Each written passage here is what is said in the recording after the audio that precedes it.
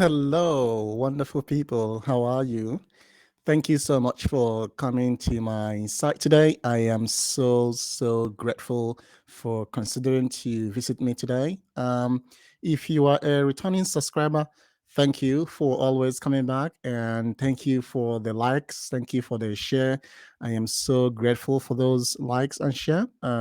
If you are a first timer on my channel, welcome. All I could say, please click that subscribe button right there. You see that subscribe button? Please click on that so that you would get notification anytime I release new content, because I am always going to provide new and very interesting contents. And please don't forget to like and share and refer your friends, please, so that we'll continue to build this community of practice.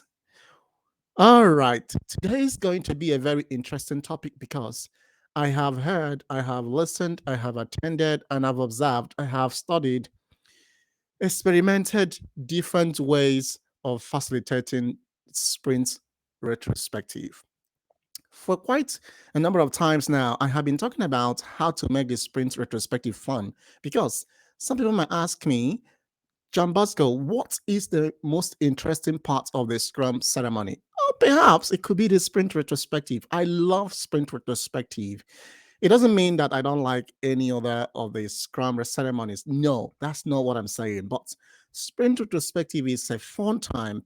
The Scrum team has worked really hard for the sprint. They just needed to relax, to de-stress. So I try as much as I can to make it fun and interesting for my Scrum team. And also, perhaps you could also modify and adopt it so that your Scrum team can also enjoy this.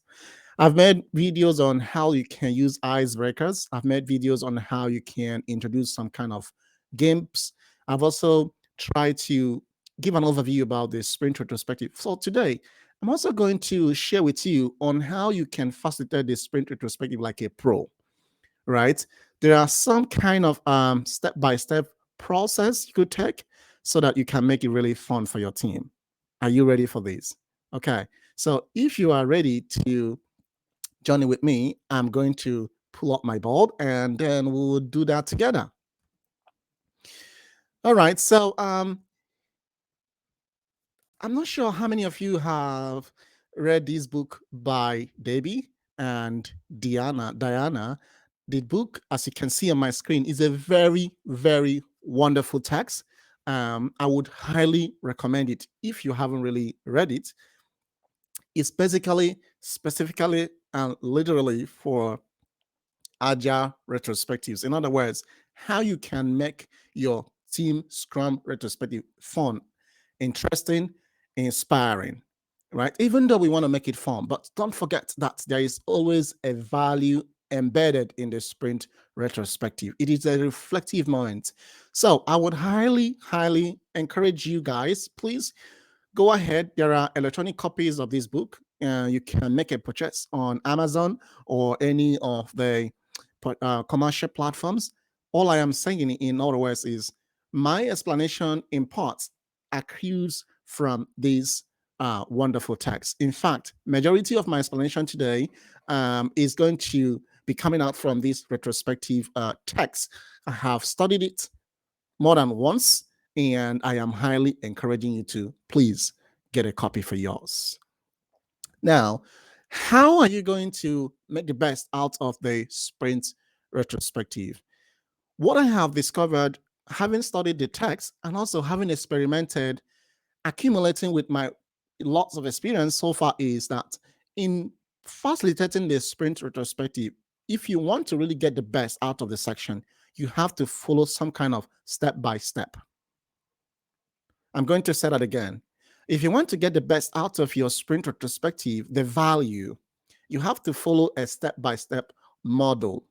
Now, as you can see on my screen, I'm sharing an image there just to illustrate what I mean by the step by step. Now, keep in mind that these step by steps are the natural set of things that need to happen in order to achieve the intended result. Now, what is the intended result? These team members, they have finished their sprints, and they want to reflect. They want to understand how did they perform, right? They want to improve. Now, the ideal thing or the ideal goal is to be able to figure out what they did well, what they didn't do well, and then to figure out how can they improve for the next upcoming sprint. That is the intended goal, to improve, improvements. Now, in order for you as a Scrum Master, as an Agile facilitator, to get the best, right, to help them to get the best. I mean, Debbie and Diana, these wonderful persons, they have been able to iron out this step by step, right? And then if you take this step, believe me, it works. It really, really works. Now, the first thing is to set the stage. You set the stage. I'm going to just give a highlights, and the next slide, which is coming up, I'm going to explain them in detail, like in few sentences. Set the stage, gather data, generate insights, decide what to do, and then you can wrap up. And then people leave for the meeting. It's simple, straightforward. You don't need to spend a huge amount of time, 2 hours doing the sprint retrospect. We understand what the Scrum guide says, but you need to figure out a way to save time. That is the lean approach, a way to figure out to eliminate waste and improve productivity. And this productivity could be a combination of different ways and strands. So, given the introduction, brainstorm, find out the root cause analysis, let the team have a conversation on the action item, and then you can wrap up, and then they would take their leave from the meeting. And this works either in a physical environment, either you are working in a within a collocated environment. Excuse me there. Either you're working in a collocated environment or you're working in a distributed environment. It works. Okay. Now, what is all this about? Okay, so the set the stage is the first thing, which is like the introduction. And there are different ways you can do that, right? For me, what I have figured out is to start by breaking the ice. Don't just jumping into the section and then, no, take a break, take it easy. These guys, they have done a wonderful job for the weeks. 2 week sprints, or 3 week sprints, or even 4 week sprint, depending on your iteration lifespan, right? They're just coming out from the review section. What I normally do is we just play a game. This game can be in a different way. It could be an icebreaker. It could be to pick a sticky note from the board and then to demonstrate how they feel about the sprint that just ended. It could be anything. I have shared a video on the different icebreakers you could use in order to set the stage. Please, if you haven't watched that video, I would highly recommend, highly highlight that you please go and watch the video on the different ways you can break an ice during your sprint retrospective. Not just the sprint retrospective, you could break an ice in each of your Scrum ceremonies. This is one way for you to make the ceremonies very interesting, because a lot of people say that Scrum is such boring. I don't believe that is boring. It depends on how you're able to facilitate.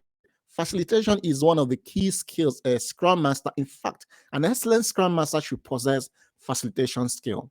That's what distinguishes an excellent Scrum Master from a good Scrum Master, right? Okay, so set the stage. People are moving from one meeting to the other, so they need to transition. You need to give them the benefit that the meeting is an opportunity. That icebreaker is an opportunity for them to transition smoothly from the sprint review that they just concluded to the sprint retrospective. Now, having done the setting the stage, which could be about maybe 3 to 5 minutes. If you want to spend more time, that's okay. Depends on what you want to achieve for the sprint retrospective. Remember, there is always a purpose for the sprint retrospective. So depending on what you want to achieve, that will determine the level or the duration of your icebreaker. Now, the second thing, as soon as people are done with that, you immediately switch over, transition, right? By encouraging them to grab sticky notes. And these sticky notes, if it is in a co-located environment, make sure that you explain, highlight, and then they go to the board and then they begin to express their thoughts. Those thoughts could comprise of how did they feel about the sprint, what really went well, what didn't go well. These are thoughts that you'll be able to be thinking about, right? And then you'll be watching, discovering, and as a Scrum Master, you could also participate. I do participate. I also write sticky notes. Remember, these things are anonymous. This is not time for blaming game. No blaming game. Make it very, very enticing and very, very interesting for these guys to feel comfortable, because this is a safe zone. The sprint retrospective should be the safest zone for the Scrum team. Whatever that happens within the retrospective stays in the retrospective. Just like what is normally said, that whatever happens in Las Vegas stays in Las Vegas. Anyways, just to make it more clearer, as soon as those ideas are all fleshed out on the board, now you need to find out if it is a problem you guys are wanting to resolve. Let's say stakeholders are always interfering during the ceremonies. Now you guys are going to brainstorm on how best to mitigate such a problem. If it is about unavailability of the product owner, then the Scrum team should spend some time to brainstorm on how to encourage the product owner to be available. Or if it is a Scrum Master who is always being like a determining factor, because a Scrum Master, you are a servant leader, depending on what the scenario is all about. Now, these guys are going to be having that conversation on how to make things more better. From there, they now transition into deciding on what to do. In other words, actioning those items. What I am very much concerned about is it might not be visible, or it might not be very practical for the team to action all of those items, right?